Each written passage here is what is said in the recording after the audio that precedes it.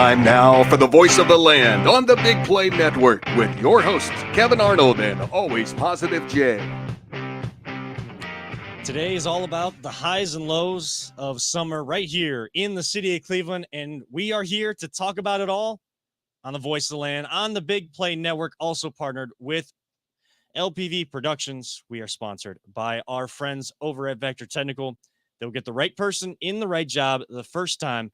Be looking out for more information on them and how you can get some VTL gear throughout the show. I'm one of your hosts, Kevin Arnold. On the other side of the table, it is Always Positive Jay, recovering from the death tank, it's going to be known from here on out. So I guess prayers and well wishes to everyone else that was in that the death tank, not the dunk tank. Yeah, the dunk tank at ESPN Cleveland's block party. We will get into that later on in the show. We will get all the stories from that and kind of summer activity of the week. We're trying to focus on one summer activity that everybody's coming back to each and every single week. We're trying to focus on one, shed light on one. I thought maybe today, while it doesn't always happen, dunk tanks sometimes are at some fairs and festivals, county fairs, church festivals. They're all back. What are we looking forward to getting out to those, or what have we already experienced by going to some of those? We'll get into that later on in the show. On the other side of that proverbial glass, it is our producer extraordinaire. He is what Jarvis was to Iron Man. Audio is to Voice of the Land. It is Peter. Peter, how you doing tonight? I'm doing pretty good. I'm gotta tell you guys, it's been a long week. So just bear with us, because if I look like I'm exhausted, it's not you don't have to adjust your devices wherever you're watching, or maybe if I sound tired on the recorded audio on Google, Spotify, Apple, you don't have to think that you need to get a new phone or device. I am absolutely exhausted. Again, we're going to get into more of that as the show goes on. As the title says, though, we need to get into the highs and lows of a summer here in Cleveland. We kind of start with somewhat highs and lows when we start these shows, and we do our prayers and well wishes as well. I kind of already said it's more of a fun prayers and well wishes from my end for everybody that was in that death tank. I would also just quickly say, I'm not going to get into this and take us off track. I just want to say, we always pray and give well wishes to everyone in our country, around the world, and always pray for progression, not regression. That's all I'm going to say. Jay, any prayers and well wishes on your end? Well, yes, I have two big thank yous. And I wasn't even going to tell you this because I want to surprise you. Thank you and all your crew for everything you did on that Thursday party at the ESPN block party. That was phenomenal. I talked to your boss Friday, Matt Fishman. He was unbelievably proud of you, man. Unbelievable. Like, you take a bow, bro. That was, dude, this man worked all day. Like, I'm just out there having fun, and there's Kevin just running around doing this, grabbing waters. Next thing you know, he's got to grab this. He's over here. He's doing this. He's doing that. I don't know how you got that TV to work. The TV broke. We can't find the remote. There's not a button on this thing, but an input button, and my man got it working, dude. We went to Rob's apartment. Rob Lorenzo, the media man, the digital media manager, he does all the social media for ESPN Cleveland, but he just traveled out to Chicago for our ESPN Chicago station in the company, our Milwaukee station. He was out there doing some social media stuff with them. We went to his apartment. It was just up the hill from the flats. Got his TV down and used a newer TV. But I mean, I seen you downloading an app to try to get a remote. I'm like, Kevin's doing everything he can. I thought you got it working. But. I was trying. And thank you, Jay. I mean, Rachel DeMoran and Holly Wetzel, who put a lot of work in, and the content team who was promoting it like crazy. The MCs, what we call MCs, those that work closely with our partners, kind of keep their partnerships and kind of give them unique ways of how they can get their company's message out. Them kind of connecting all of our partners. There was a great VIP event that was happening while this was all going on, and a bunch of awesome money raised for Muttley Crew. Yeah. A great foundation. I mean, and shout out to Muttley Crew, and even Pause Play, who was a doggy daycare. They were kind of sponsoring the dog park that's right there in the flats in that center parking lot, kind of between the side where Punch Bowl Social is, the other side where Browns Fit and Lago are, kind of right down there as you kind of come underneath the bridge, the famous bridge that was once in Captain America and the Winter Soldier. Yes. But yes, hats off to you guys, man. Yeah, awesome job. That was like, I've been to a lot of ESPN events. and I've had a blast at some of them, like unbelievable times. This was the best ever. Second place ain't even close, and that's not saying anything bad about second place. No, somehow it went off, and it was a great event. There was been so much great feedback from it. I mean, Tony Grossi singing live was the moment of the night. I was just like, things I'm you never sitting thought next to you'd the see. guy. Next thing I know, I'm like, blah, blah, blah. I look over, he's gone. And then he's up on stage singing. I'm like, oh my God, Grossi. Loving it. Things you never thought you'd see. But No. I mean, I know, and again, like you said, a lot of good money raised for Motley Crue. I think you were kind of texting us about the animal rescue element today too. Oh, yes. So now, I paid for half the Rizzo dogs adoption fee, and all the dogs got adopted, or not adopted out, but they all have applications for all of them. And then today, I'm going up to the store, and I see this cat on the edge of a corner right by my house. And normally when I drive past a cat in the neighborhood, they're by the street, they take off running, and this cat is just laying there. I'm like, he don't look right. So let me see if he's there when I come back. And I come back, and I pull right up to the curb next to him, and I'm like, hey, and he's just sitting there not moving. I'm like, he's not looking good. He's panting. Cats don't pant normally. They will, but when they do, they're in distress and they're in bad condition. So I go home, tell Tiffany, who is the ultimate cat lover of all cat lovers, and she just starts calling around these people that she knows through Facebook and these animal people. And sure enough, our friend Deb from Animal Hospital on State Road in Parma took the cat. This cat, like, it was just sitting there. They wouldn't take water or nothing, and it was just panting. And I put the cage down. It just pulls right in there, like walk right in, no hesitation. And when an animal needs help, it'll let you know. Like, you just got to answer the call when it's there for you.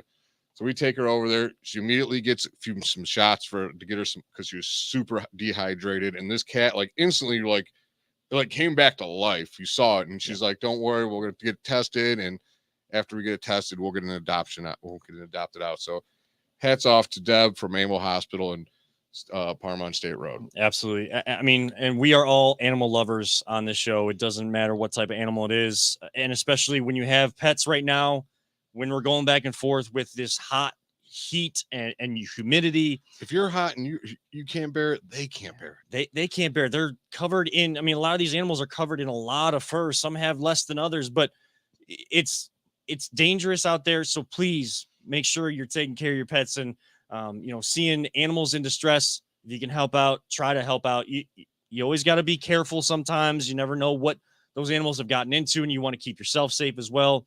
But if you assess the scene, you feel like it's safe, try to help the animals, and you got pets at home, make sure you're taking care of them during this humid summer that we always go through here in Cleveland. I was just going to add, if we, make sure if it's your pet, about the breed too, because some some dogs have that, they need that extra fur because it cools them off. It's weird how that happens. And I've seen people that are like, "Oh no, I'm going to shave the dog because it's hot outside." It's like, no, that's the worst thing you can do. Yeah. So make sure you understand what your pet needs. Yeah. Do your research. If you're going to own a pet, research the pet, no matter what it is, from a fish to a lizard to a cat to a dog.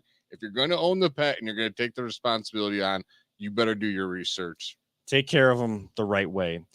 And I mean, again, it is the hot heat and humidity. I think that maybe the temperature is going to go down a little bit, then go back up. This has been a weird summer, and there's been so many highs and lows already. The Guardians are kind of like the example of highs and lows in the sports world, if we're going to look at it this way, and going to title our show this way. Weekend they were about the only thing that cooled off. Yeah, and so many Boston fans are in town. You guys know how I feel about Boston fans. If you're they can get back in their car and get the link out of here. Well, and Boston fans travel well, and then you bookend your 2 weekends, especially going into a holiday weekend like next weekend. Now you got to have Yankees fans in town for Friday, Saturday, and Sunday. They're going to buy up all the tickets, because guess what? The fans that jumped on the bandwagon of the Guardians and went to these last 3 games, they're going to think that they're not so good. They haven't actually paid attention like they say they have, and know that this team does go through a roller coaster of a season. And when they get down or they lose a few games in a row, they somehow find a way under Terry Francona to come back with a vengeance. It's a young team, maybe reading their press clippings a little bit. You go 7-2 on a road trip, a very tough road trip, by the way. beat the Dodgers two out of 3. You beat the Minnesota Twins, who you need to beat 2 out of 3, but you come home and you lose the series to Boston in 3 straight. Plus you lost the last one to Minnesota. So it doesn't feel very good right now. Very quickly after a 4-game losing streak, this series against Minnesota is crucial right now for the Guardians to keep the momentum that they have flowing. It's not going to go as easily as 7-2 on a road trip or winning 18 of their last 19 or no one wins all their series. No, like that's rare. I mean, maybe the Yankees are doing it this year, but screw them, and they're giant payroll. So as young as this team is, there's AAA teams that are older than our average team age. They're doing very well. Like right now, I got no complaints. You lost the series. You bounce back and you win the series against Minnesota, you're right back in first place where you should be. But you said something, Kevin, that bothered me about this team. They do it all the time. Every single time we start getting people's interest. All right, let's go. Let's get everyone down there. They pack the stadium. You blow it. If you want people in the stadium when they're there, you got to win. This is why this show works so well, because I was thinking the exact same thing. That was the next point I was going to bring up. Because you said that they're doing very well, we can't really criticize them. I was going to say, to keep things in perspective, and we try to do that on this show, in reality, the only issue that I ever take with the Guardians, Cleveland baseball organization, when they were the Indians, now to the Guardians, it's kind of the same thing. We never know what their message is, what their approach is to the season. Then we feel like they want to compete, but they're bringing all these young guys up. Oh, well, they're having success. Why? Well, again, you got one of the best managers in the history of the game of baseball at the helm and getting these young guys to play. Well, kind of saw it earlier this year. Stephen Kwan was like the highlight of the first 2 series on the road. I think wherever they were, Kansas City and somewhere else. Then he's getting interviewed, and he's trying to do too much when he gets at home. When the fans are chanting Kwan, like is it like it's the, I think it was the people were trying to do it as like the Mighty Ducks chant, like quack, Quack, quack. It was Kwan, Kwan, Kwan, Kwan, and everybody was excited at the home opener. I was there, and throughout those series, and he struggled because he's trying to do too much. These guys are on the road; they don't have that noise around them. They're going into someone else's stadium. They don't have the local radio talking about them and the fans kind of getting up about it. You come home again. You may have read the press clippings a little bit. You got too amped up, and I get it. They want to play for this city. It's a lot of guys like Jose. Jose is the leader of this team. You saw him when he was kind of hurt in LA. He was the biggest cheerleader in the dugout, and they kind of follow his lead. Guess what? He signed a team-friendly deal, and I put team-friendly in quotations if you're just listening on the audio part, because he just wanted to play here in Cleveland. He enjoys doing that. I think a lot of these young guys do, and they like what this organization has built around them and allow them to do when they go out there and play a child's game for money. Don't try to do too much. Just stay being that team. It doesn't matter if the stadium's full or not. And they will. I mean, you got the guy in charge, the perfect guy in Tito. He'll get those guys on track for sure. And it sounds like I'm like hounding on them or it's negative on them. It's just, again, highs and lows of a baseball season, and especially when you got one of the youngest teams, if not the youngest team in the majors. It's going to be a roller coaster ride the whole season. It is. You're just hoping for more ups and more downs. And honestly, I'm kind of hoping for more like plateaus. When you kind of have a big high, I'm kind of looking for more plateaus than I am lows, because you kind of need to balance out a little bit. You're going to win a couple, lose a couple, win a couple, lose a couple.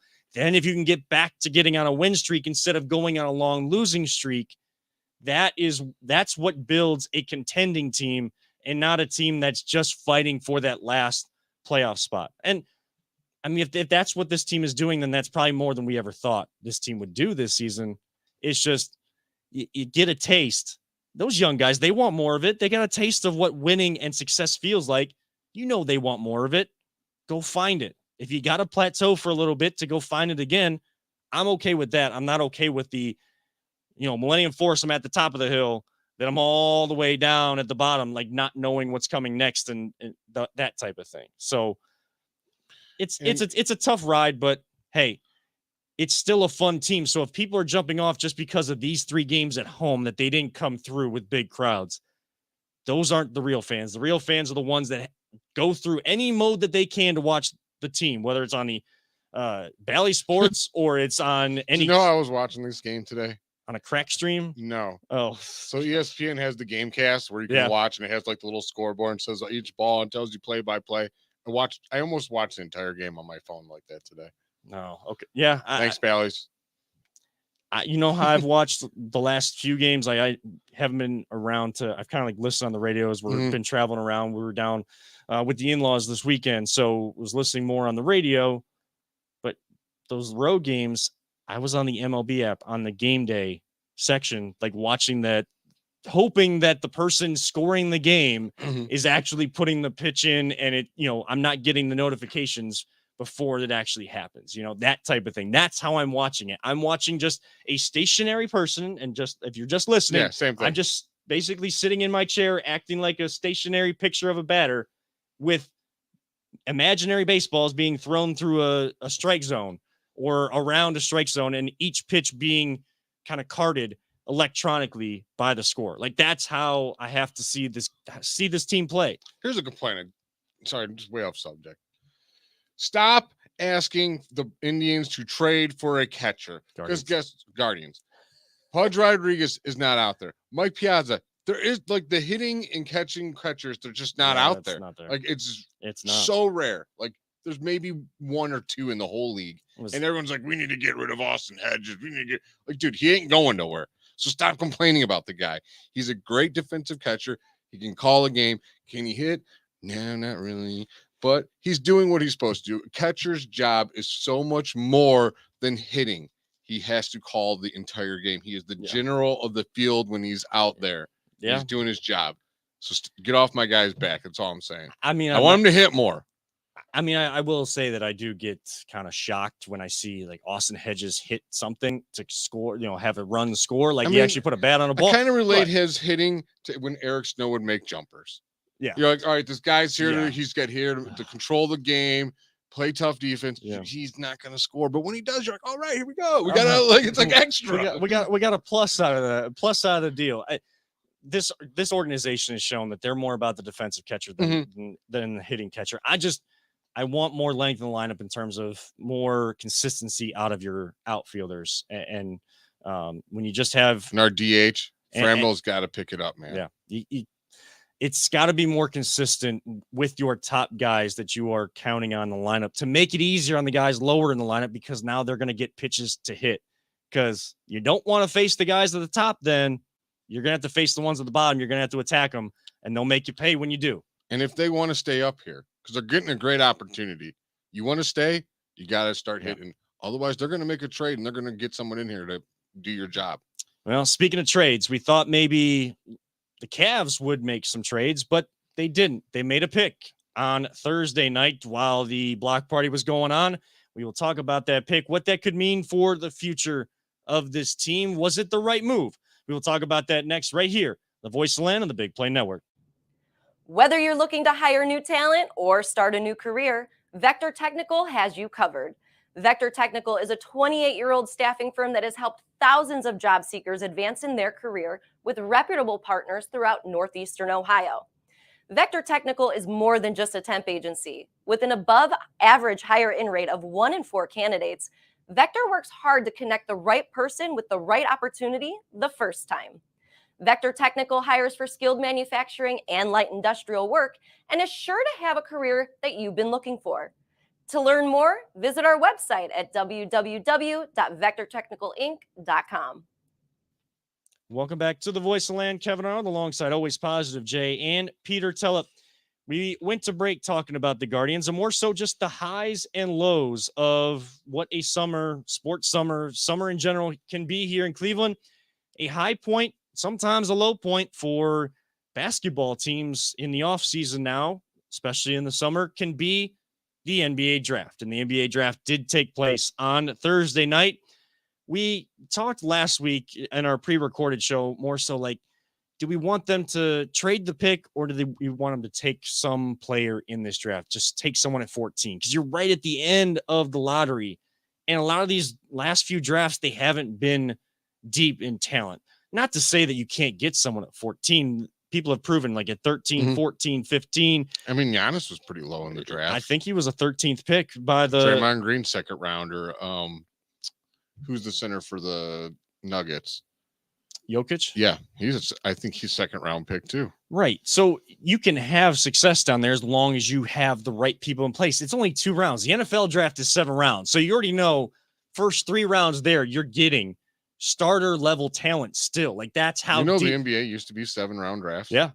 The great Gunther Banke out of Germany was once drafted out of there. The only player I've ever seen in any sports with my last name drafted by the Cavs. I'm like, that's freaking awesome. I mean, and that's the thing. I mean, baseball's what, 50?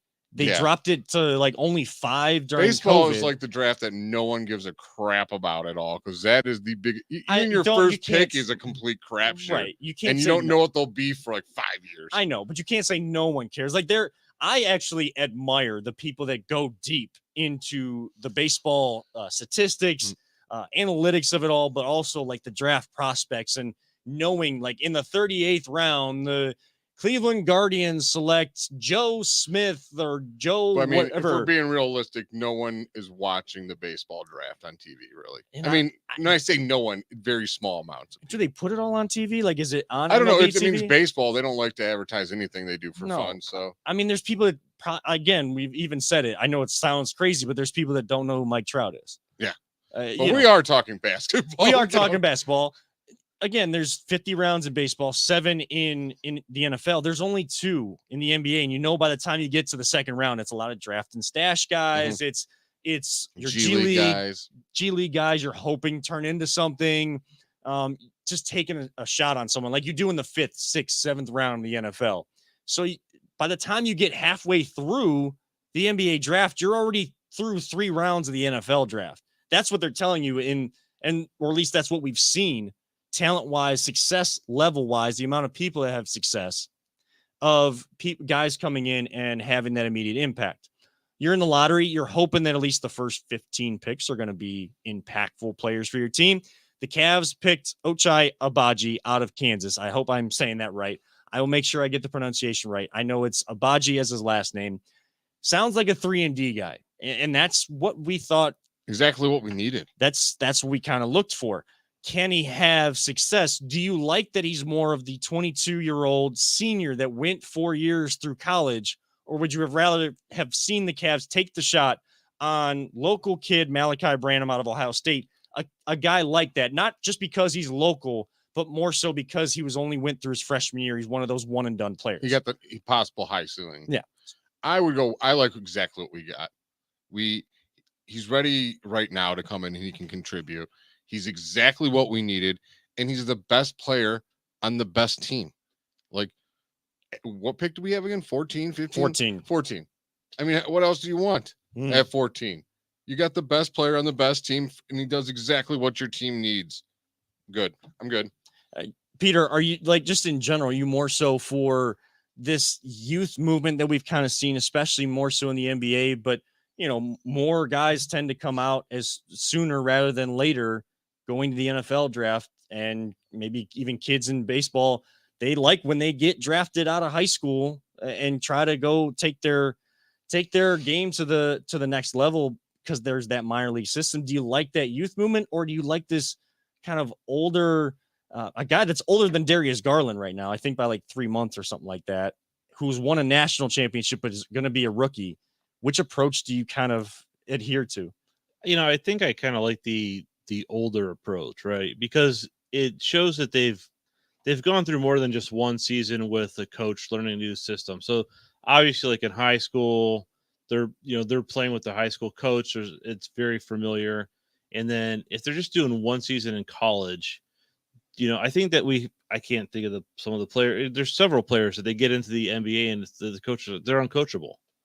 You know, LeBron has been rumored to be uncoachable because he went right out of high school, didn't have that It's you not so know- much he was uncoachable as he was smarter than the coaches he had. Well, Most of the time. true. Yeah, I mean, I won't disagree. Like with he's that, a basketball genius. He, so he is. But the whole thing is, you have, if you're trying to fit into a system, if you're trying to have a culture and a system in place, mhm. then you have to kind of understand how that works too. And I think if they're just playing 1 year just to get into the NBA, Darius maybe Miles is they a don't- perfect example. yeah, maybe they don't really understand that, and there's a maturity level with it too. And so, hey, some kids might be perfectly great doing 1 year in college and going to the NBA Mhm. because their maturity level is much higher. Yeah. Like there's- Evan Mobley, he's one and done, I'm pretty sure. Yeah. But if we would have got him in his 4th year, do you know how much better his body would be developed? Like that's everyone wants him to do this offseason. Start building up like Yeah. Giannis, start putting some Yeah. weight on him. If he comes out like this guy is like NBA body ready, like his body is pretty much fully developed. I like that a lot. You guys didn't even notice when you said Darius Miles, I did like the thing on my head that Darius used to do, like so like That used I to don't- annoy I me don't- so bad. I didn't know what it was. I didn't but know what it meant. I'm pretty sure he did that to Ricky Davis when Ricky Davis guys tried to get his triple double by like shooting at the wrong basket and missing or something like that. Whatever.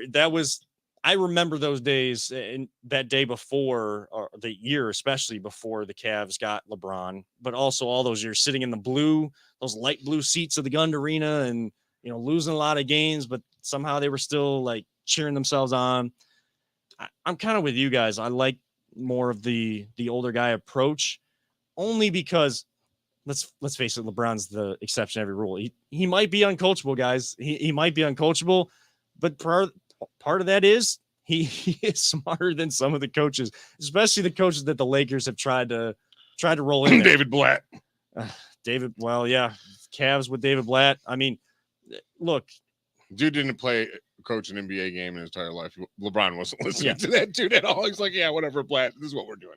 We're gonna be doing. Here's the play. look, there's exceptions to every rule, but I mean, you look at Abaji, he went through that maturity process and he talked about it in the press conference. He said, look, going from my junior to senior year, like something clicked. Like I knew exactly what type of work, like I was a good player, but I wanted to be great. And I wanted my teammates, I wanted the program to be great. I knew what I needed to do to get my body right, get my mind right, get my game right. And people are starting to tell me that now, after helping Kansas win a national championship, I've reached my peak. Like there's no way I can get much better. That's more motivation. Like I know how to use that now because I went through it at a high profile program in Kansas. I like that. And I'm not saying this guy is going to take his game to an all-star, superstar level. That's not what this team needs, actually. They need a piece. They need a guy that's going to fit into They need his a wing role. defender and a guy that can hit the open three. This guy's perfect for it. And don't get me wrong, I've seen his highlights. This dude can dunk too, man. He had a hell of an alley-oop in the one highlight I saw. Yeah, but when you got a guy like Isaac Okoro who can do the same thing, he can jump out of the gym, he can defend, but he can't knock down the three. That's the missing piece. That's where the game is gone. Now he is 6'5", an inch shorter than Okoro, and maybe more considered a shooting guard than a three.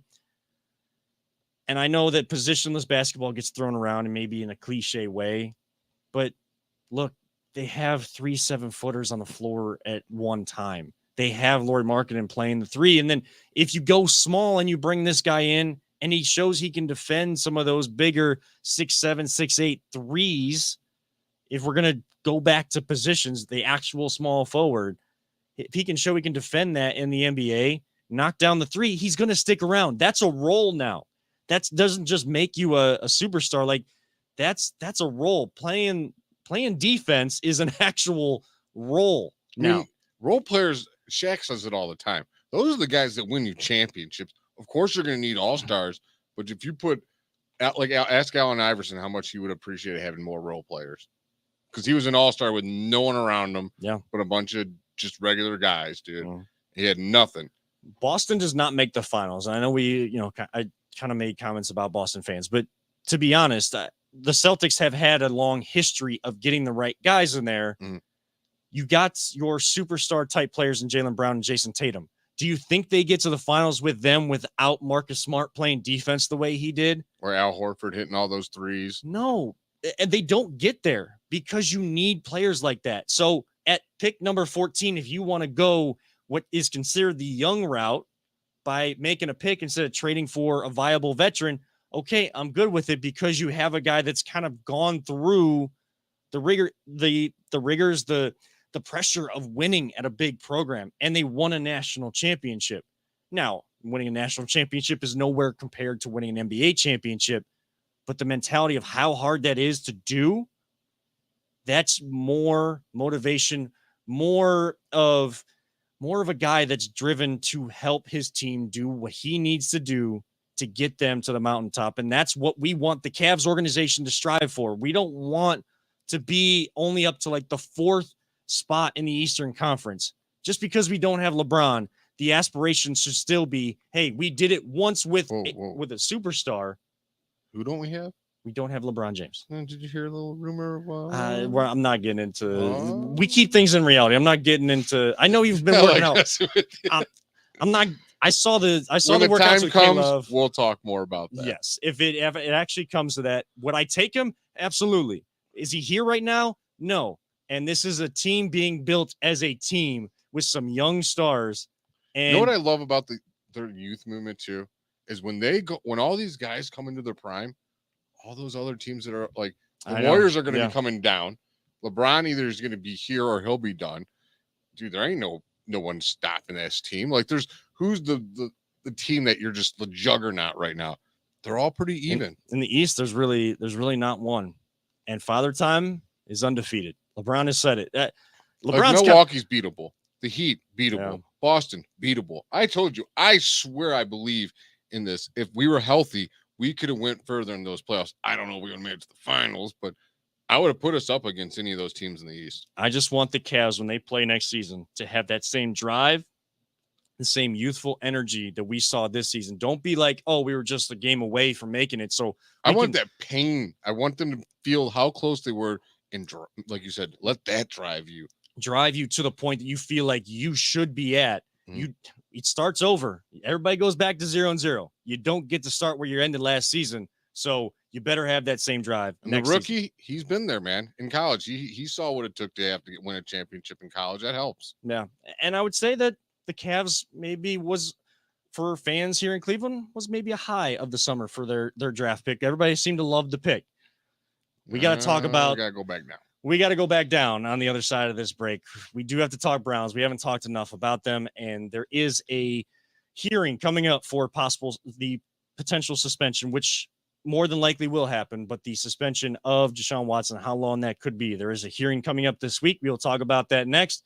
Right here, you're tuned in to the Voice of the Land on the Big Play Network. Are you struggling to hire the right talent or maybe even find the right career?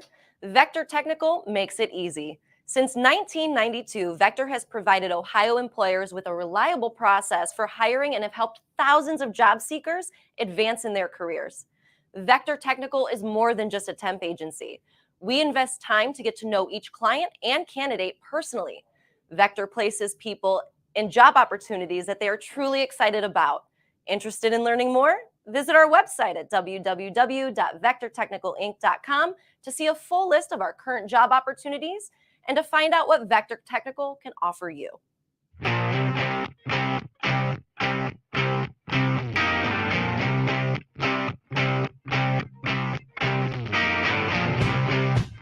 Get your gear at voiceoftheland.com/shop. Again, welcome back to the Voice of the Land here on the Big Play Network. Kevin Arnold, one of your hosts, with Always Positive Jay, and somewhere around our airspace is audio. You may hear his voice on the other side of that proverbial glass. We're here tonight talking highs and lows of a Cleveland sports summer on the Voice of the Land, and do have to go back down and talk about the upcoming NFL hearing for Deshaun Watson on what the length of the suspension could be. There's a lot of reports out there. And Jay, I know that you had kind of sent me some tweets from Mark Maskey, who had kind of explained the disciplinary process for how everything works. It kind Yes, very straightforward and very easy to understand the whole thing. Yeah, and I know people have gotten kind of confused by it, and there's fans that are kind of got the blinders on. They just think, oh, it's only gonna be 4 games. We got Deshaun Watson, we got a much better quarterback than we had last year. Everything's all good. The NFL wants to make an example. If you believe in all the reports, and it's when there's smoke, there's fire. They want to make an example out of Deshaun Watson, a possible indefinite suspension that it goes at least for 1 year. Or they want it to be heard that they want it that way. Got to look at it that way. Yeah, they want to protect the shield, basically protect the whatever power they think that shield still holds. So they're saying one thing, knowing what's going to happen. So it's looking good for them. Like, oh, we wanted this, but we didn't get our way. And somehow reports will, if it doesn't go their way, reports will get out there that it wasn't on them. Because we know what they really care about, money, and that's it. What goes on at the offices in the NFL, in New York, and whatever. In sports, we know that there's a lot of stuff that's pretty shady. There's curtains. There's curtains upon curtains upon curtains covering up a lot of different stuff in sports. I'm not trying to make allegations against everybody. We just know, like, we don't always get the full story. And even when stories break, there's other reports that downplay what that person said or what that reporter tried to say. Like, there's discrediting of the media too, or there's settlements and we don't hear the story at all. It's a lot of hearsay, and I don't feel like we ever get the full story. And we can keep asking for it. We can keep asking these coaches and GMs to give us exactly what their plan is for the draft, or what the NFL is going to do in these type of circumstances with suspensions. You're always going to get that say a lot by not saying anything. So, I don't know why we keep begging for it, because it doesn't seem to work. I asked someone that once, and I won't know names, and I'm like, why do you even bother asking the questions, knowing that they're not going to give you an answer? And they're just like, we have to. It's literally, we have to. We know it's going to happen, the answer, but they have to. So it's their job, because even if the person doesn't say anything, it's how they say it that you kind of know. And then, or sometimes just what they don't say is what they're saying. And there's great reporters out there that do get, pieces of the story that are necessary to know and for people to understand when they only think one way or the other. And again, I'll remind everyone before we get into suspension stuff, if you disagree, doesn't mean that person is a bad person. That's where conversations have really gone off the rails. But speaking of this suspension, hearing on Tuesday, you kind of looked at the NFL process for how the discipline will come down. Just from your understanding of that, basically, what do you feel right now, Jay? Well, what the process is going to be is it Judge Sue Robinson? Yeah. And once she hears it and if she decides that if he is going against the personal conduct policy, then she'll give out her discipline, and either the NFL or the NFLPA can appeal that to Roger Goodell. But if she finds that he did not break it, there's no appeal, and it's over. It's done. He gets no suspension, and nothing happens. So it's what I think is going to end up happening. I think she's going to end up saying that he did break the conduct policy, because it's very vague, and I don't know how they process of what they believe is like the terminology of it all. Like, I don't know it all, but from what I'm understanding is it's very vague and cover like a wide range of things. So who's going to get suspended? I think it's going to be pretty high what the NFL wants, but not the whole NFL wants. It's not going to be as low as the PA wants, and then they're both going to appeal. And I don't know what happens when they both appeal, because Roger Goodell he's known to do some weird things when it comes to suspensions and stuff. Yeah. I mean, again, we don't know what happened. We all know that something doesn't feel right here with how many allegations, how many civil suits came out, and whether it's something doesn't feel right because there's a lot of people going for money, or it doesn't feel right because we have someone that's going to represent this organization in the most important position in all of sports that has, had some actions pushed to the side, because again, the NFL is all about, not about second chances. It's about third, fourth, fifth, just almost some behavior. Depending how good you are. Yeah. If you're not very good, you get one chance, you're out. Talent outweighs everything. Exactly. And it's just not right. It's not. And people can say, well, that's just the way it is. And if you feel that way, that's fine. Because I'll tell you guys right now, if Ray Rice was still an elite running back, he would have been back in the league. You know why he didn't get back? Didn't have to bring it back like you suck. So whatever, you're done. Yeah. Again, talent. Otherwise, he would have come back. Like Greg Hardy, that dude kept coming back because he was good. But he was a complete piece of crap. People saw potential and then saw the talent starting to come to fruition, but couldn't keep his head on straight. And, but kept coming back, like you just said. And again, people that say, well, that's just how the NFL is, got to get my fantasy football in, got to get my football season in. That's fine. I disagree with you because I don't think we should keep turning a blind eye. Now, we don't know what happened with Deshaun Watson because these are still allegations. He has still claimed innocence. He did settle with 20 of 24. Does that show guilt? I don't know because he's been wanting to prove his innocence, but I'm sure his team and the NFLPA have been telling him to settle so we can get to the suspension because the Browns are probably pressuring because they want to know what they want to get to the suspension. They want to know how to game plan for the season. So he has the pressure of that, the pressure of just his teams, the fans, everything is on this dude's shoulder. So I'm not going to say that's an admission of guilt. You know who believes that? If you thought he was guilty beforehand, now you're going to say that. And if you don't, you're not. And that's it's not going to change anyone's opinion. It's just going to reinsure your opinion. Everyone's finding a way to fit in the narrative. The most frustrating part is we don't know. We'll never know. We'll never know. Like I said, him, those girls, and God are the only people that know. And there's probably 3 stories that are all different. Probably. Yeah, God's the only real story. Yeah. And there's 2 grand juries that have not indicted him on federal charges. So if they haven't put him on federal charges in a civil suit now, if the NFL in their separate investigation now punishes him for an indefinite suspension that goes at least a year, they want it to go at least a year, if not more, then what do they know that the judicial system in our country doesn't know? And here's civil's a lot easier to prove because it's really he said, she said. And I think one of the issues that we have is you're right. The grand juries are like, there's not enough evidence for criminal charges.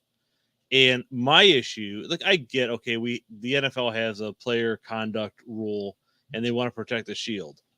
But I mean, to go and say, okay, we're going to suspend you because these things are alleged. He hasn't been found guilty of anything in the civil court, right? Everything's alleged, but the punish. So what happens? They suspend him for a year. Say they suspend him for a year. Mm-hmm. He goes to court. He already settled 20 of the 24. He goes to court the other 4. He's found innocent. What is the NFL going to do? They can't turn back time and say, "Oh, gee, sorry, I guess you should have played because we were wrong." So none of this is proof. It's all hearsay, like we're all saying. Yep. The owners who should be held higher than the players. Yep. Robert Kraft, who was caught on tape, not nowhere near a punishment like that. That one. That's proof. They know he did that. If you think stories have kind of just vanished from NFL and the spotlight in the NFL, the off the field stories, that one vanished quickly. No one wants to bring that up. Dan Snyder is the biggest scumbag in all sports, and he owns a team still.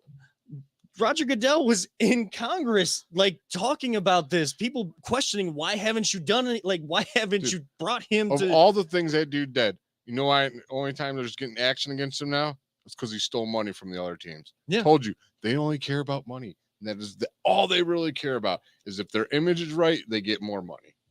Yeah. So there's so many different double standards in the NFL. God, and a joke when it comes to double standards of them. It's if you were to look up the word subjective in the dictionary, the NFL office should be the picture that shows up under that word.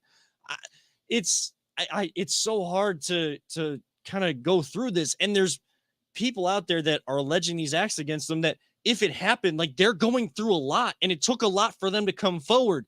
Then it gets pushed to the side, or all this different hearsay and back and forth with suspensions. And is he a good person? Is he not a good person? Now the focus on Deshaun Watson, people pick people that have gone through acts like that have actually happened, men or women, especially women. They become, again, they go back into that shell of feeling afraid to come forward and talk about that and make sure that justice is served. And I mean, I don't want to get political, but like what I'm sure women are going through right now in this country already, and what happened this week, I mean, it just feels like the NFL is the epitome of regression instead of progression. It feels like when they progress, they take several steps back all the time because they are so subjective. And they should be the leaders of this progression. Yeah, if you're the most popular sport in this country, you should be the leaders of doing this stuff. What we need to change. There's a reason why the football I grew up loving most, the sport I grew up loving most, I still love that football, the original football over American football. Not because of what the sport brings. I love watching the sport. I will break it down with anybody, and I try to learn as much as I can. I do play-by-play for it, but soccer will always be above. And there's issues with athletes there. There's issues with athletes in the NBA. Like, if talent is good enough, it'll always win out, and something needs to change around the sports world because sports is a big entity. The NFL is a big entity. Like you just said, Jay. They are the leaders. You got to set the example and not be the example of the opposite side of the coin. The only thing I'd say to that, the problem we face, right? And the problem with that is you have to have some kind of proof. Right. And that's where it gets so tricky. And maybe what we really just need to do, not just sports, just in general, treat our women better. Oh, totally. Yeah, 100%. That's dude. Go on Twitter. That's 200%. It is the most 300%. disgusting place in the world with how they treat women. It just grosses me out. Like they can't even like. I don't know. You guys are probably raised the same way. You know, you treat women and children with much more respect than even men and yourself. They're above. You put them above you. We're like, there's a reason when a boat's sinking, women and children go first. I think everybody has forgotten what the golden rule is. Or they follow the golden rule and they want to be treated horribly, so they treat others horribly. Who wants to go through life like that anyways? I don't know. I look at them, they're someone's mom, someone's grandma, someone's daughter, someone's aunt. Anyone does anything mean to any of those people to me, I'm going to be upset. So I'm not going to do it to anybody else. I mean, I hate to get philosophical on everybody or going down a different track outside of sports, but we all know that life is more important than sports. PSA from VTL. Treat your women better. Treat others around you way better than we are right now. Again, prayers to progress, not regress in this country and around the world. Treat your women better, please, please, please. Let's end the segment right on. We got to. That's, again, a low. We don't know with this case. It's hard to talk about. It's our job to talk about it, just like it's the job of the media to ask the questions. But there's a point where you just gotta move on and you gotta go to a high. And maybe the dunk tank was a high moment in Jay's summer. Maybe it's a low point. It was for me. It was. Well, I had fun. Well, he'll explain why it was a high for him and a low for so many others. And we'll talk about some of our favorite things to do at county fairs, church festivals, those type of events in the summer, right here on the Voice of the Land on the Big Play Network. Are you looking for a career in manufacturing? Vector Technical has you covered. Vector Technical is a 28-year-old staffing firm that has partnered with some of the biggest and the best companies throughout Northeastern Ohio. The recruiters at Vector Technical will coach you through the entire job process and will help you land an opportunity that you are truly excited about. Vector does not add any additional fees and offers benefits as well as free online skills training through Penn Foster. To learn more, visit www.vectortechnicalinc.com and make sure to check out our job board to see a full list of our current opportunities and apply. Oh boy, those conversations in the break. Welcome back. Behind the show. Welcome back one final time live here on Sunday, June 20, whatever. I have no idea what 26th, because it's been a long week after working the ESPN Cleveland block party, doing all I could to help our team make it a great event for our fans for 16 and a half hours, like so many other people that worked that day. Shout out to all of you that all of my teammates out there, and shout out to everyone that came out and spent the whole day with us too. Yeah, like I spent the whole day pretty much. Yes. I left just before the after party. I woke up. I didn't have a single like alcoholic beverage.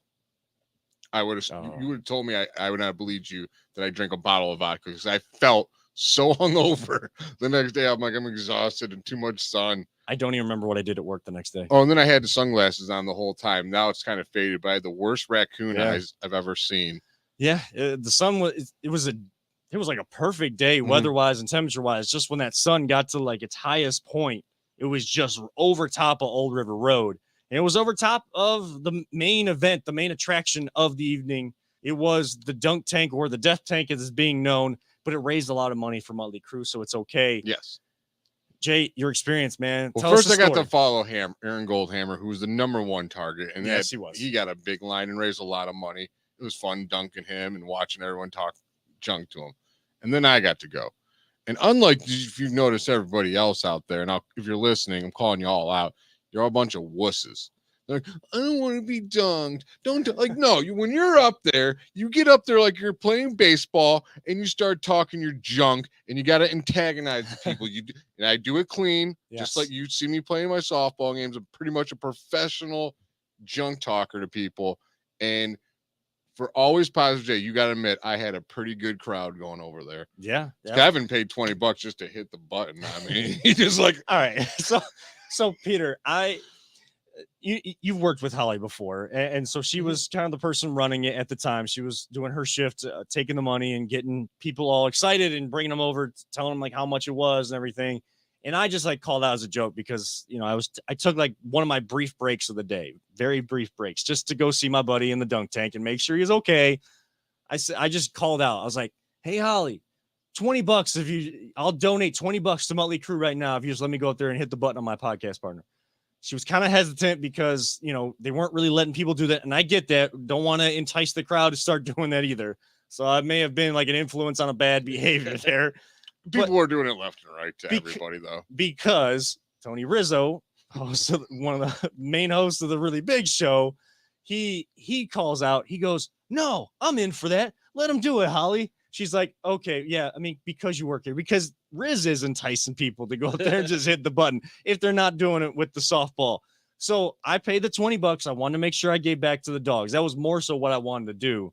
And I just walked up and Jay's like trash talking someone else. And I go, hey, look down here. Boom. I just smacked the button and let him go with that great Voice of Land shirt, by the way. They had the QR code on the back. Got a lot of compliments on that. Cool. Yeah, I don't know how many people scanned it, but definitely a lot of compliments. But I did go up there and do it legitimately as well. And Riz got an arm for an old man. I'll tell you that much. He was going up for like every teammate, every RBSer, like the main fans of the show, the call-ins of the show. He's going up. He's like, $40. I'll take 3. You take 3. You take 3 shots. You take 3. Like, all of these, he's paying all this money. He's one of the most giving people you'll ever meet. Like, you don't hear about the stuff he does behind the scenes, but he's one of the nicest guys. You got to credit him for a lot of the money that Motley Crue got because he was just paying and letting a lot of people participate. If they didn't have the cash to give back, he's like, I'll pay for you. Go up there. If you want to dunk him, and then Emmett Golden, you're supposed to be a pitcher in high school. He's always talking about he's a great pitcher in high school. Dude, glue factory, bro. Like I told you on the thing. Couldn't think 6 throws from not even 20 feet away and you couldn't hit the target. Yeah, Emmett. But love you, bro, but you got no aim. The son got all the sports talent in that family now. Yeah, he was probably too big for the dunk tank though. Because he hurt his toe. So Hammer pulled his leg. Yeah. Emmett, who's like 6'4", every time he hit, he kept coming down and slamming his toe into the bottom. And he's like, his one toe is just all bruised up. Riconia, as he was trying to stop himself, he grabbed the gate, sliced his hand from here to here open. So then it's all bloody and gross. Thank God I'm before him. Yeah. And then Fontana's up there and halfway getting up, his co-host comes by. I wonder where he got that idea from. Danny Cunningham hits it. He's out there. He's like dangling up and stuff, almost gets them all hurt. I'm like, oh my God, this death tank is bad. So it's like 6 o'clock and everyone is lining back up for Hammer. And after this, everyone's just sore and like kind of beat up from that. It's been in this death tank. And I'm out to eat with Riz, his wife, and a couple other people. And Hammer, he's like, You got to eat. You haven't ate all day. You got to eat. Otherwise, you're just not going to make it. So he makes him eat, and he's like, "Oh, we got to go." And Riz just like, no, calls someone up top. And he's like, "Yeah, you don't got to go in the duck neck no more." I'm like, that guy's got some power over there. Because he just told that line, like, "Screw you guys. My man is hurt, and he needs to eat." And those people that say, like, let me call someone, and they make that call and like get it it just right happens away. It just instantly. happens. Like, you know that they got the Yeah, power. he's got a little power. He's got a little, you know, hey, it's Tony Rizzo. I mean, like, he's been in the industry for over 30 years. Like, you know, He knows a guy or two. knows a person or But two. yeah, it reminded me of, like, you were talking about the fair, which I was just saying, and it's so odd because you were like, "Oh, let's talk about fairs." Because earlier in the day, I was telling Tiffany, I'm like, I just have a craving for that lemonade and an elephant ear so bad. Oh, the lemonade's got to be made right though. Like, if they put too much sugar in it or too much ice, like, you know, you're at a good fair when you get a good lemonade. Yeah, like, that's just. But also, like, church festival foods, like when people are making like this homemade food, or like from the spaghetti dinners, you got the rigatoni. I know the Mark Carmel Festival in Wickliffe that just came back this year. They had that on Friday. I wasn't in town for it, but they did it at the INA Hall, like where I had where Jana and I had our reception. You know, the bocce courts are down there when they had the big bocce tournament. So it was probably a good time and a lot of good food. But I mean, you used to have like all the rides and all the different food stands. You got 3 different bands coming up each day, each night. It was Friday, Saturday, Sunday. And it was only one night. And I get it's coming back from COVID, but I haven't seen any pictures. I don't know how that one was.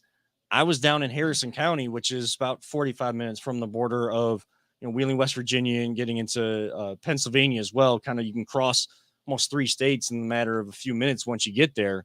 And I had a blast. Like, I was posting on my Instagram story and my Snapchat stories, truck and tractor pools. And like, I got to see a demolition derby live and in person for the first time. Like, I've always wanted to see one. We missed it last year. Like, I was loving it, man. You want to see one of those?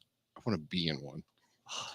I want to be in a demolition derby so bad. I was gonna say they have, because Lake County Fair. Yeah. At least I don't know if they're doing it this year, but I know that in the past they've done the demolition derby. Actually, because my buddy who, you know, owns the building here, he 650 Gold, they sponsored, I think, a car one year. They had a whole big thing down there, and I know I gotta, like I told you guys before the show, I'm gonna be working parking people at the Lake County Fair. So, what's your guys' favorite food at the affairs? What about you, Peter? Yeah, that's a good one. I love elephant ears, are great, but for some reason, man, I love getting like the big gyro from the food trucks at the fair. For some reason, they just taste better.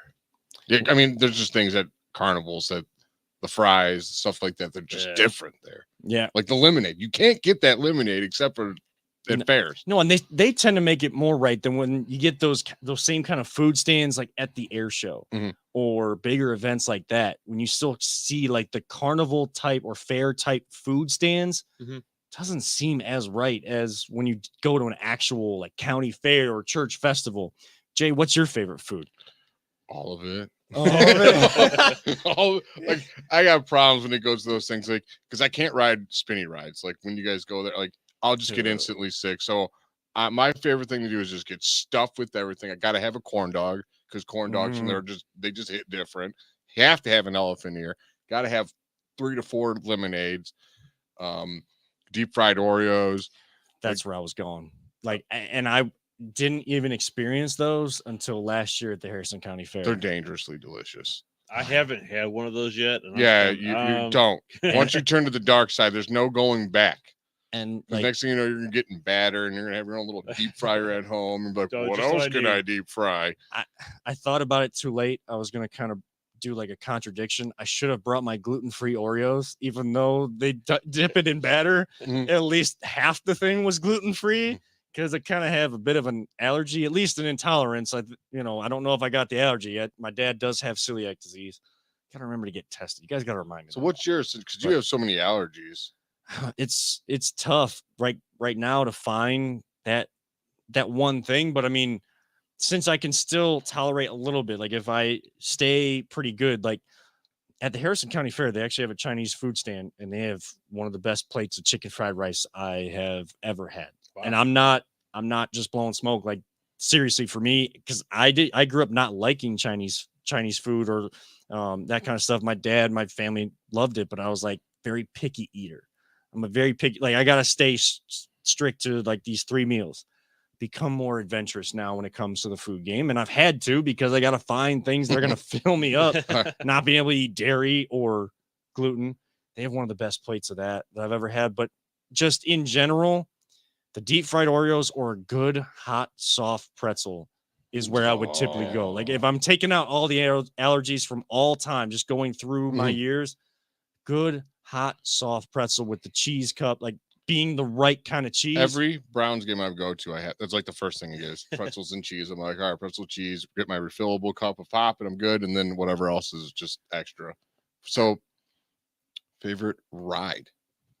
Boy, I mean, I'm starting to get to the point where Dramamine's got to be like. So you're like me, you can't do spinny stuff. Too good, man. I got sick, man. I wish this weekend was more fun than it was, but it was worth it because I did it for the little cousins. You know, they wanted to go on the rides. They wanted to kind of get time with Jana. They wanted to get time with me. So I made sure I went on. Didn't realize how much of a spinny ride it was. This one, they had us going for 7 minutes, though.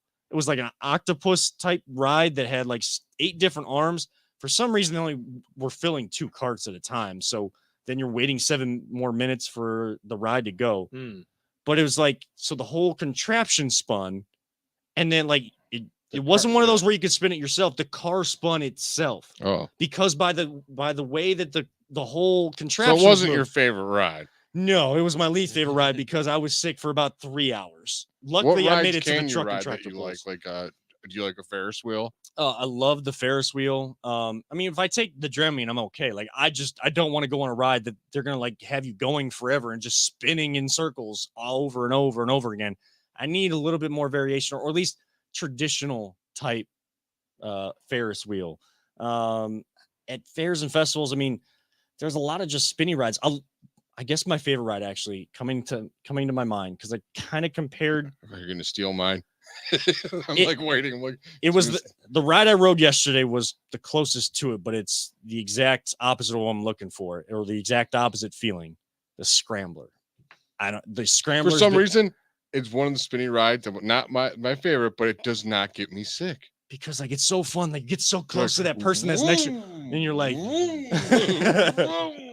yeah, you like want to high five the people and stuff. The Scrambler has been one of my favorites. How about you, Peter? I love the Scrambler, but I mean, same thing. Like, I used to ride those all the time, but now I can ride them a few times, and then I'm like, yeah, I'm good. But I also used to love the Tilt-A-Whirl. That was always fun because you could spin it. But I'm thinking, I went on one similar to you over at Waldemere, the park in Erie, PA, and it was like the spider, and it had a bunch of arms, and it tilted, and went up in the air. And I rode that once, and I'm like, oh, that's cool. And then I rode a second time, I'm like, yeah, I could be done with this now. I also don't trust carny rides as much as I used to. Yeah, they're not as secure as I remember them being. They are not. Like, there was a Ferris wheel last year that I went on that have you ever seen the ones the ride that has like the 2 sides and you're kind of like back to back with the person, and it like goes up and you kind of like flip upside down, and then it's almost like a pendulum kind of going up and down, up and down. This Ferris wheel had that element where the contraption that you're in was gated, so it was all compact, but you didn't feel secure, and the thing started spinning along with the entire contraption. Sickest I've ever been after 2 rides. Like, I mean, each of those 2 rides, I gotta know that I'm getting older, guys, and start start being a little honest. Again, I want to help out the kids and give them a good time, but I gotta remember the Dramamine. That's my biggest. Well, I'm gonna answer this, and I got one more question for us. But my favorite ride, and I go there now, I love bumper cars still, man. I absolutely love it, and I am the guy. I will single one person out, no particular reason, but I will torture that person. I'm going as fast, bam! And I'm like, I will circle around. I'm going to get him again. Now I know why he wants to go in a demolition derby. Exactly. I do like bumper cars. What's your last question for us? Favorite carny game? Oh, Now they're all like just masters of tricking us, feeling like you're gonna win. But I love Carney games, man. So I have two, and I can give them right off the bat. If there's a basketball game, I got to Yes, go play same. every single time. Every time I go to Cedar Point, they got the new 3-point contest thing where you go all the way around. Yes. I do it 3 times. I do it once at the beginning, once at the middle of the day. And by the end of the day, I can barely shoot, but I still try. I mean, I used to be given like a certain amount of money to go to festivals, and that all that money be spent on just playing the basketball game because I would just keep trying. Like, I want that prize. I want that prize.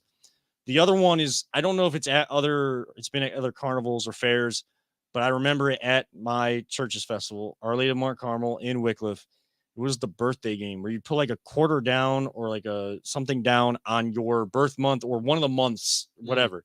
And you throw a ball and it kind of like bounce around just like you see like in like fish bowls or whatever.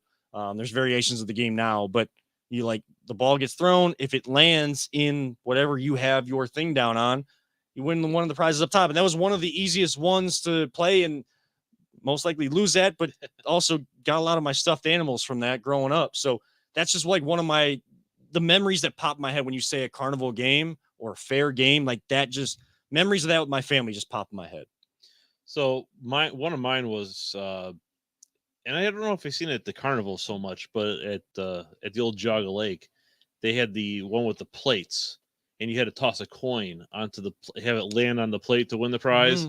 And I got really good at just flipping that coin so it would kind of bounce and like hit the edge and then bounce back into the Meanwhile, middle. they're spraying the top with yeah, and like, stuff. Exactly. But like at the St. John Vianney Festival in Mentor, one of the game that's fun to play, the kids play. There's two that come to mind. One is Plinko. Oh, the Plinko, and it's fun for the little kids because they get to climb up the steps and go and drop the thing down. It's kind of coming back too. I've seen it in like a lot of different things. Why have I never seen this? Because I've always wanted to play Plinko. Where's this game? Yeah, and like you can't like put Plinko up top. Like I mean, doing street team events, we have like a Plinko game, but it's not called Plinko. It's the same idea. Those copyrights. The other one they have, which is fun, is the duck races. Oh yeah, the little duckling races that they. Those two. Yeah, I mean, it's silly, but it's fun. I mean, they're also fun. Like just the water gun where you're blowing up the balloon. That's fun. Yep. The machine gun, BB gun where you got to shoot the star out. It's awesome. So what's your favorite? But my favorite now it's two. One, and I've never won it. We're so. But I'm still trying. We're so bad at this. We always say like, "What's your favorite?" We don't say favorites. We say favorite. So like, as an adult, my 10. As an adult, my favorite still because I have to do it and I spend so much money is the barrel that you got to throw the softball. And I've actually watched the YouTube video. So next time I see one, I'm gonna see if they're right. I'm gonna get it finally. But as a kid, I love the arcade room. That was just the best. The best thing about the fair, and when I lived in Garfield, was I lived right by the park. We would go there, and they just have all the games. They have the X-Men game, the Simpsons 4-player game. Then you get all the bike racing games and stuff. They just had a whole room set up with all the arcades in the world. I was good to go for hours after that. You know, the biggest draw to the Mount Carmel Festival every year when it was before COVID, it was Friday, Saturday, and Sunday. The biggest draw outside of the music stage where everybody was dancing and stuff. A lot of good bands, local bands coming in. It was inside in the community center in the casino. The casino type stuff that they set up. Like that was a lot of money for the church that way. I don't know. Like when my friends got to college, like that was the room that they like. That's where they wanted to go to. It was always like the hangout for all the kids and stuff. Like either when you're in middle school, you're still going on the rides. When you're in high school, you're kind of going around to the different foods and everything. For some reason, once we got to college, it was like, let's go into the casino. Like, I don't want to do that. Like, I'm still in middle school. I want to go on the rides, guys. Like, my mind's still back there. Every time you say that, as soon as you said it, all I think about is those millions of those pull tab things, cardboard pull tabs all over the ground. There'd be spots that just like you didn't even see the floor. They're just covered in those pull tabs. And like, dude, there's a trash can right there, guy. Like, yeah. So our summer activity of the week that we're kind of promoting this week, get out to your local county fairs, church festivals, get back to it because 2022 feels like we're getting back to somewhat of an old normal than a new normal. Go support local businesses, local eateries, and the money that's kind of being given back to charities as well. If you see me at one, feel free to buy me a lemonade. Yes. No, you can buy everybody else lemonade. But we'll have another activity next week, trying to promote one every single week. That's going to wrap it up, though, for this week's edition of The Voice of the Land. We will be back next week. Not a pre-recorded show. We're going to be live. I know everybody's going to be doing their 4th of July stuff. If you want to take a second, pop on in, join in on the show. We'll Also, be right before the fireworks go off, and a nice hour to kill right before you watch all the fireworks on Sunday. yeah, a couple hours, man. The sun's not going down. They can't shoot them off until like 9:45, Exactly. You 9:30. got plenty of time to watch the show. Plenty of time, 7 to 8 every single Sunday night right here, or just keep tuning into the audio or the replays throughout the week and share your stories of getting out to your local fair or festival, what your favorite rides, food, whatever it may be. Hit us up on Twitter at Kevin7, at Always Positive J, at LPV Productions, and at VTL_pod for Always Positive J and our producer extraordinaire audio. I'm Kevin O, reminding all of you sports fans out there, don't let anyone ever tell you it's just a game.